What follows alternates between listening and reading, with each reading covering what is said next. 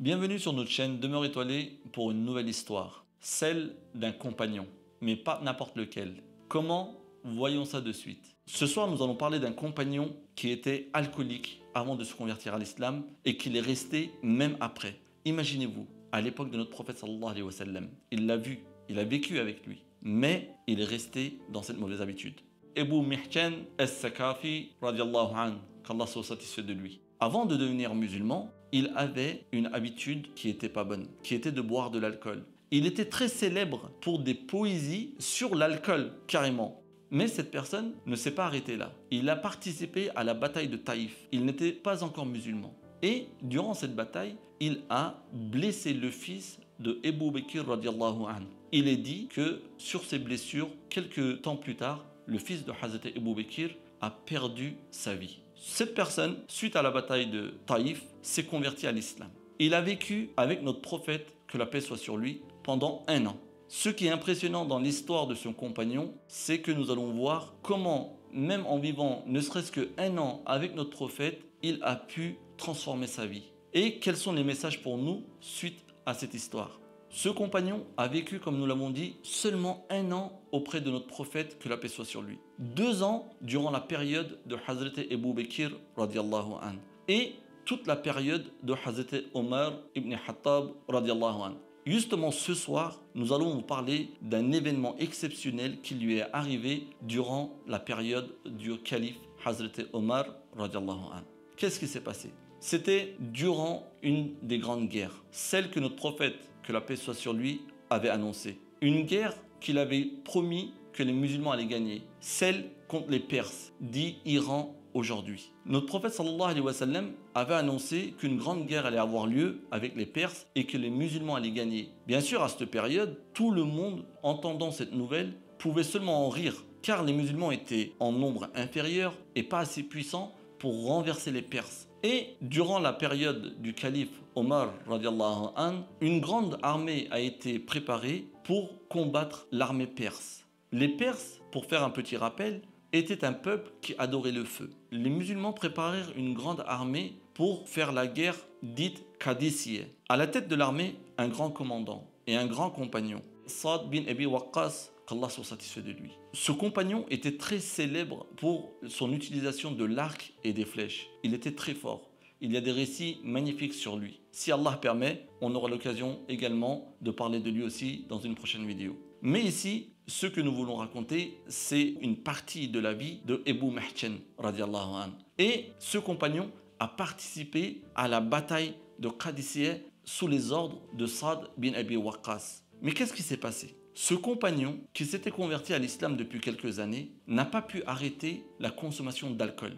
Il l'avait arrêté une partie de sa vie et suite aux attaques du diable et de son nefs, de son ego, il n'a pas pu résister et a repris cette mauvaise habitude, cette grande interdiction. Imaginez-vous, un compagnon qui a vu notre prophète, que la paix soit sur lui, un compagnon qui a vécu avec Ebu Bekir radiallahu anhu, un compagnon qui était sous les ordres de Omar ibn Khattab et d'un commandant comme Saad bin Abi Waqqas qui boit de l'alcool. Tout le monde avait rempli sa gourde avec de l'eau et lui avec de l'alcool. Et il consommait cet alcool durant le trajet. Certains compagnons ont remarqué que Ebu Mihjan radiallahu anhu sentait de l'alcool. Ils se sont rapprochés de lui et ont remarqué que dans sa gourde, il y avait malheureusement de l'alcool. Imaginez-vous cette scène. Vous êtes en train de faire une préparation pour une grande bataille, une grande guerre où il y a l'armée musulmane, vous êtes dans cette armée et vous consommez de l'alcool. Vous vous direz c'est impossible. Mais si, les compagnons sont passés par des épreuves différentes. Qu'Allah soit satisfait de eux tous. Parce que s'ils n'avaient pas vécu ces choses-là, comment allons-nous surpasser les épreuves? Comment allons-nous faire quand nous faisons des rechutes, quand nous tombons dans les péchés, quand nous tombons dans l'interdit? Comment nous allons revenir? Eh bien, ce compagnon est un grand exemple pour nous tous. Tous les frères et sœurs qui ont déjà malheureusement consommé de l'alcool ou qui ont commis d'autres péchés, écoutez bien, car il y a un grand message, une grande sagesse dans l'exemple de ce compagnon. Revenons à lui. Il a été attrapé. Les autres compagnons l'ont apporté à côté de Saad bin Abi Waqqas. Ils lui ont dit que ce compagnon consommait de l'alcool et qu'il n'était pas possible de le garder à côté de eux car il allait nuire à la miséricorde qu'Allah allait descendre sur l'armée musulmane. Donc, ils lui ont demandé de l'emprisonner. Les musulmans s'installèrent sur le champ de bataille. Saad bin Abi Waqqas avait posé sa tente un peu en hauteur. Il était très malade durant cette période. Il avait attrapé une maladie qui l'avait allongé. Et d'ailleurs, il a même fait un petit coma durant cette bataille. Mais il était à la tête de l'armée, car le calife l'avait mis responsable. Saad bin Abi Waqqas, voyant que sa situation ne lui permettait pas de descendre sur le champ de bataille, avait ordonné à un autre compagnon de prendre les commandes de l'armée. Durant cette bataille, les musulmans avaient affaire à une grande armée perse. Les musulmans ont donné beaucoup de martyrs. Tous les jours, il y avait des centaines et des centaines de martyrs. Et ces informations venaient une par une au commandant Saad bin Abi Waqqas radiallahu anhu. Ebu Mihjan radiallahu anhu était enchaîné à un arbre qui était juste à côté de la tente de Saad bin Abi Waqqas. Il voyait que des commandants venaient à toute allure et partaient. Il voyait que des informations venaient les unes après les autres. Il sentait qu'il y avait des choses qui n'allaient pas bien, mais il n'était pas bien au fond de lui parce qu'il avait bu tellement d'alcool qu'il n'avait pas encore trouvé tous ses esprits. Au bout de 2-3 jours, Ebu Mihjan, ne buvant plus d'alcool, a retrouvé tous ses esprits. À ce moment-là, voyant les commandants passer, il a compris que la situation était critique. À un moment, quand la femme de Saad bin Abi Waqqas radiallahu anhu est sortie dehors, il l'a vue et lui a posé une question. Ici, j'ouvre une petite parenthèse. Je vous ai parlé de la femme de Saad bin Abi Waqqas, qu'Allah soit satisfait d'elle, car elle était avec lui. Elle était à ses côtés. Une femme qui va partout où son homme va. Une femme qui n'est pas à la recherche de son confort, qui n'est pas à la recherche du bien matériel, qui ne cherche pas la maison, la voiture, les tapis et tout ce qui est mondain. Là où son mari va, elle y va. Les compagnons étaient comme ça. Quand ils partaient quelque part, ils y allaient en famille. Ils n'allaient pas pour collecter des choses mondaines. Ils y allaient seulement pour trouver la satisfaction d'Allah. Et cette femme était à côté de son mari aussi. Peut-être qu'ils allaient trouver la mort, mais pour eux, peu importe. Juste, si Allah était satisfait d'eux, ça leur suffisait. Et la femme de Saad bin Abi Waqqas, radiallahu anhu, pendant qu'elle passait à côté de Ebu Mihjan, radiallahu anhu, celui-ci lui dit « Je peux te poser une question ?» Elle lui dit « Oui ». Il lui dit « Peux-tu, s'il te plaît, me libérer, me déchaîner ?» Elle lui dit « Mais comment ça? Saad bin Abi Waqqas, radiallahu anhu, le commandant de cette armée, t'a enchaîné, t'es emprisonné. Je ne peux pas faire une chose comme ça. Je ne peux pas aller à l'encontre de la parole du commandant. » Il dit « Ne vois-tu pas que l'armée musulmane est dans une situation très difficile? Je ne peux pas rester enchaîné comme ça. Écoute, il y a pour moi la chance de devenir martyr aujourd'hui sur ce terrain. Ne m'empêche pas cela. Je te promets, si jamais je ne meurs pas, je reviens et tu m'enchaînes. Si jamais je meurs sur le terrain, tu diras à ton mari qu'il s'est sauvé et que tu n'as rien pu faire. S'il te plaît, ne me prive pas de ce jour. » Entendant cela et connaissant la situation de l'armée musulmane, la femme de Saad bin Abi Waqqas a dû prendre une décision très très difficile. Pensant qu'une personne pouvait être une personne de plus dans l'armée, elle décida de le libérer. Elle lui enleva les chaînes. Elle lui donna les armures et l'épée de Saad bin Abi Waqqas, radiallahu anhu. Mais pas que. Elle lui donna également son cheval, qui s'appelait Belqa. Ce cheval va faire la différence. Pourquoi? Écoutez. Ebu Mihjan a changé de tenue. Il a bien fermé son visage pour que personne ne le reconnaisse. Et il est descendu de la colline à toute vitesse en disant Allahu Akbar, Allahu Akbar. Une chose à rappeler ici, dans l'armée de Saad bin Abi Waqqas, il y avait beaucoup de compagnons qui ont vécu Bédir. Qu'est-ce qui s'était passé à Bédir? Les compagnons qui étaient en situation très difficile face à l'armée quraishite avaient vu l'aide d'Allah arriver avec les anges qui étaient descendus de la colline sur des chevaux. Les compagnons qui avaient vu cette scène se sont rappelés de la même scène en voyant Ebu Mihjan descendre avec son cheval à toute vitesse. Et ils se sont dit, qu'est-ce qui se passe? Ils ont vu Ebu Mihjan descendre à une vitesse telle qu'une foudre et faire énormément de dégâts dans l'armée perse. Ils se sont dit, Allahu Akbar, l'aide d'Allah est encore arrivée comme à Bédir. Allah a encore envoyé ses anges. Oh les musulmans, attaquez! Attaquer, l'aide d'Allah est arrivée. Et on a entendu de partout dans l'armée musulmane qui était en train de perdre la bataille des cris de Allahu Akbar de partout. Et Ebu Mihjan combattait comme personne d'autre. Un moment, Saad bin Abi Waqqas a retrouvé ses esprits. Il regardait le champ de bataille. Il a vu une personne combattre. Quand je regarde sur le champ de bataille, je vois quelqu'un combattre sur un cheval qui ressemble énormément au mien. Mais le mien doit être attaché. Et quand je regarde le combattant qui combat sur ce cheval avec cette épée, j'ai l'impression que c'est Ebu Mihjan, car Ebu Mihjan était très célèbre, il était très fort. Sur les champs de bataille, il avait une force que beaucoup de compagnons n'avaient pas. Et Saad bin Abi Waqqas dit ça, dit que c'est impressionnant. On dirait que c'est mon cheval qui est sur le champ de bataille et on dirait que c'est Ebu Mihjan qui est dessus. Mais Ebu Mihjan est enchaîné, c'est pas possible. Sa femme ne dit rien. car elle avait commis quelque chose que si elle le disait, il se peut que Saad bin Abi Waqqas radiallahu anhu allait réagir très sévèrement.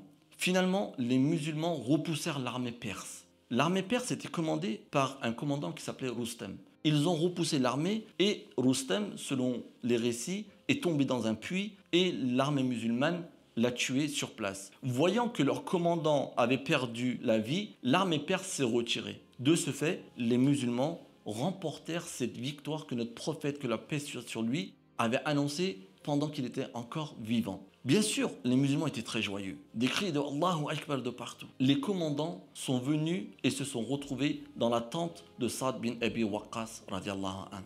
Saad leur a posé la question, mais qu'est-ce qui s'est passé? Et les compagnons ont dit, Ya Saad, on n'a pas compris. Nous pensons que l'aide d'Allah est venue, que les anges sont venus sur les chevaux, sont descendus sur le terrain et nous ont aidés. Et Saad dit la même chose, dit, j'ai vu aussi une personne descendre avec un cheval et combattre sur le terrain. Je pense que l'aide d'Allah est venue. Sa femme, entendant cela, ne voulant pas laisser de doute s'installer, elle dit, Saad, je suis désolé, mais je dois te dire quelque chose car je vois que ça prend une ampleur pas possible.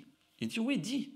Elle dit, excuse-moi, mais moi j'ai commis une erreur. J'espère que tu me pardonneras et que tu m'en voudras pas. Il dit, oui, dis-moi. Elle dit, moi j'ai déchaîné Ebou Mihcen, car il m'a dit comme ça, comme ça. Il m'a dit, je te promets, si je meurs, je serai martyr. Mais si je meurs pas, je reviens et tu m'enchaînes. Et d'ailleurs, il est revenu, je l'ai enchaîné, il est dehors. Saad, entendant cela, est choqué. Les commandants sont choqués. Il dit, faites rentrer Ebou Mihcen. Ebou Mihcen arrive. Il le regarde droit dans les yeux et il s'excuse. Il dit, ne dis rien à ta femme, ne lui en veux pas. Tout est de ma faute. C'est moi qui l'ai poussé à faire une chose comme ça. Et il lui dit, mais Ebou Mihcen, comment veux-tu que je punisse une personne qui a fait sourire autant de musulmans aujourd'hui? Comment veux-tu que je te laisse encore enchaîner alors que toi, tu as commis un grand bien pour la communauté musulmane aujourd'hui? Et Ebou Mihcen, je ne peux pas te punir. J'allais t'emmener à Omar pour qu'il te punisse, mais moi, je ne peux pas. Je te libère. Va, fais ce que tu as à faire. Et Ebou Mihcen, ce jour-là, entendant ses propos, dit, Wallahi, Ya Saad, puisque tu me pardonnes au nom d'Allah pour ce jour, je te jure que plus jamais je vais mettre de l'alcool dans ma bouche par cette journée-là. Et Ebou Mihcen arrêta de boire de l'alcool. Il continua bien sûr les batailles. D'ailleurs, il a continué jusqu'à la période de Osman radiallahu anhu. Selon les récits, durant une des batailles, il a rendu son âme en tant que martyr. Pourquoi nous avons parlé de cette histoire? Pourquoi nous avons parlé de Ebou Mihcen? Pourquoi un alcoolique à l'époque de notre prophète Mohammed Mustafa sallallahu alayhi wa sallam?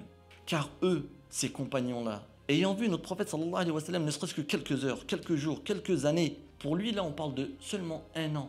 Voyez-vous comment ils arrivaient à réagir une fois qu'ils retrouvaient l'esprit? Et nous, musulmans de nos jours, hommes comme femmes, quand est-ce que nous allons quitter notre confort? Quand est-ce que nous allons nous réveiller? Nous ne sommes pas peut-être des alcooliques, mais nous sommes pris par les désirs de ce bas monde et nous sommes éblouis. Quand est-ce que nous allons nous réveiller? Nous qui disons que nous sommes éveillés, arrivons-nous à réagir autant qu'un alcoolique de la période de notre prophète Mohammed Mustafa sallallahu alayhi wa sallam? Si nous devons nous comparer, bien sûr qu'on ne peut pas se comparer avec des compagnons. Bien sûr qu'on ne peut pas se mettre sur la même échelle. Mais devons-nous pas en tirer des leçons des comportements de ces compagnons? Eux, ils ont commis des erreurs. Mais une fois qu'ils ont demandé pardon, ils ont révolutionné d'abord leur vie et tout ce qui entourait autour d'eux. Et nous aujourd'hui, que devons-nous faire? Ne devons-nous pas nous reposer les bonnes questions, revenir à nous, nous réveiller de ce rêve-là dans lequel nous sommes, de percer cette bulle dans laquelle nous sommes, de sortir de ce confort dans lequel nous sommes et d'agir pour nous avant tout, pour notre famille, pour nos voisins, pour la communauté musulmane, mais pas que, pour toute l'humanité. Devons-nous pas aujourd'hui, là où tout le monde a besoin les uns des autres, être utiles à l'humanité? C'est aujourd'hui à nous de prendre exemple sur la vie des compagnons, sur la vie des prophètes, que la paix soit sur eux, qu'Allah soit satisfait d'eux, que le salut d'Allah soit sur eux tous. Et c'est à nous de changer notre vie. Nous avons essayé de vous raconter justement ici Ebou Mihcen radiallahu anhu et sa révolution, son réveil et son changement suite à cette bataille. Qu'Allah nous permette à nous tous de nous réveiller, d'agir comme Allah et son prophète le souhaitent et d'être dans le chemin de notre prophète, que la paix soit sur lui. Qu'Allah nous permette à nous et nos descendants de prendre en exemple les compagnons et de vivre comme eux et d'être sur leur chemin, de suivre ces étoiles pour retrouver notre route et pour revenir à nous très rapidement, car on ne sait pas combien de temps il nous reste à vivre. Qu'Allah nous permette de vivre de la meilleure des façons dont il va être satisfait de nous, de notre famille, de nos enfants, ainsi que de toute la communauté musulmane. Walhamdulillahi Rabbil Alamin.